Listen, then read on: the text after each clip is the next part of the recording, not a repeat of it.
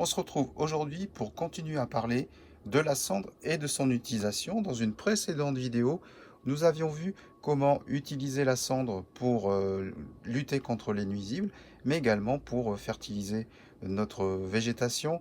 Aujourd'hui, on va voir un usage un petit peu différent. Donc là, j'ai ma cendre que j'ai récupérée. On va la trier comme de rigueur, comme je vous l'avais expliqué, pour obtenir ici une cendre totalement fluide. On va en faire un enduit en mettant un peu d'eau. Je vais vous montrer ça pour mettre cet enduit sur le tronc des arbres pour pouvoir lutter contre les nuisibles. Là aussi, alors ça a une vertu antiseptique. Ça permet de lutter contre les pucerons, ça permet de lutter contre les araignées rouges lorsqu'on effectue une application. Et on peut avoir aussi un troisième usage. Ça permet aussi de combler les petits interstices qu'on peut avoir sur le tronc et voilà, de faire en sorte que votre arbre ne soit pas attaqué sur ces parties les plus fragiles. Pour réaliser notre enduit, on va utiliser donc notre cendre, on va verser dedans. Donc là, ce que je fais, c'est que j'en verse une petite quantité. On a besoin d'eau. Bon, j'ai récupéré de l'eau de pluie que je collecte, qui est filtrée également. Donc on va rajouter un petit peu d'eau, comme ça. Et après, on va faire notre petit enduit. Donc il faut faire attention à sa viscosité. Si vous mettez trop d'eau, forcément il va être trop liquide et ça peut être compliqué à appliquer. Moi j'essaie de faire un enduit qui est visqueux, qui tient sur le tronc de l'arbre, mais surtout qui va permettre une application plus facile. Hop là, on met à côté. L'avantage avec la cendre, comme dans tout ce genre de choses, si on met trop d'eau, on peut très vite remettre encore de la cendre pour gagner en viscosité et éviter d'avoir un enduit trop liquide. Et comme ça, on va réaliser une quantité suffisante. On peut le refaire, on peut le faire en plusieurs fois, il n'y a pas de problème. D'ailleurs, il est préférable de faire une petite quantité. Donc là, j'ai une toute petite quantité, je vais rajouter un peu de cendre pour essayer d'avoir quelque chose un petit peu plus visqueux. Et donc on procède ça comme un mortier classique qu'on va réaliser avec notre spatule. Donc je vais terminer ça et après on va passer à l'application.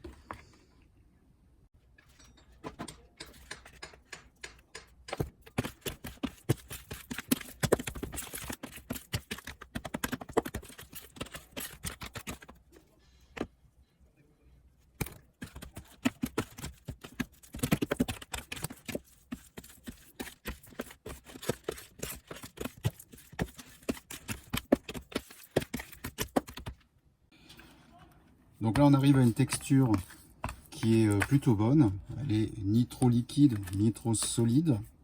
On voit bien que ça fait un lissé correct. Voilà, c'est assez lisse. Donc avec notre spatule, on va après maintenant l'appliquer et je vais vous montrer ça.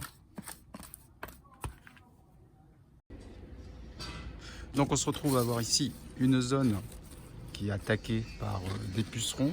On voit bien, ça fait des boursouflures. Donc là on va appliquer sur cette zone-là, enduit à l'aide de la spatule. Alors c'est pas toujours facile, il faut prendre une spatule qui est adaptée à la taille de la zone où vous allez vouloir faire le traitement. La mienne est peut-être un peu grosse, je vais voir si je vais pas en prendre une plus petite. On va regarder déjà sur la démonstration. Donc on prend un peu d'enduit, comme ça. Hop. Venez. Comme ça, pour entourer la zone à traiter. Donc là, il peut en tomber un peu. C'est l'importance de la taille de la spatule pour pouvoir aller bien positionner l'enduit sur la zone qui est à traiter, sur laquelle vous voulez mettre cette protection contre les nuisibles.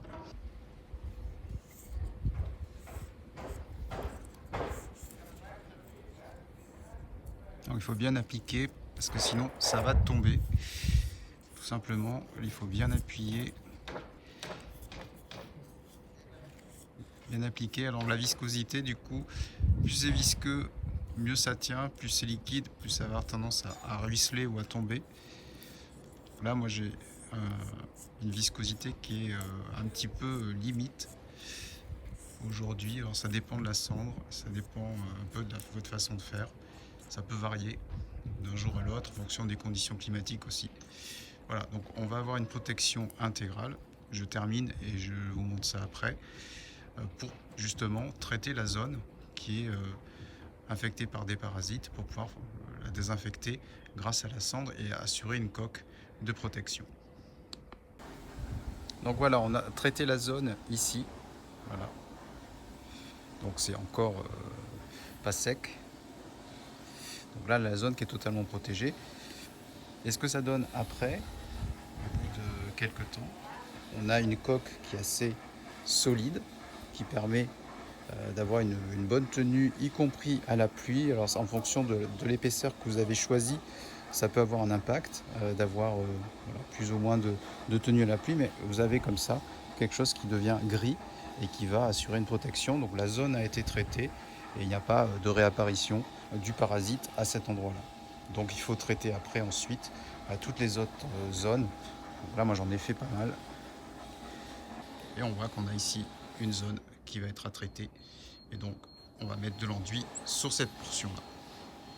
Donc, on l'a vu, on a donc un autre usage possible de la cendre. Cette fois-ci en application comme un masque qu'on se mettrait sur le visage. De la même façon, on fait la même chose sur l'arbre, sur la végétation. Donc notre cendre, on la stocke. Moi, je la stocke comme ça dans des petits bocaux. Et je peux à tout moment me refaire mon petit enduit quand j'en ai besoin. On ne peut pas le garder, ça sèche. Donc il faut absolument le garder, garder plutôt la cendre en poudre et après le faire à la demande lorsqu'on en a besoin. Donc c'est très facile. On peut aussi s'en servir pour bouger des petites infractuosités qui se créent dans le tronc. Ça, c'est aussi possible. Et moi, je m'en sers aussi lorsque on a coupé des branches pour le mettre en application sur le dessus.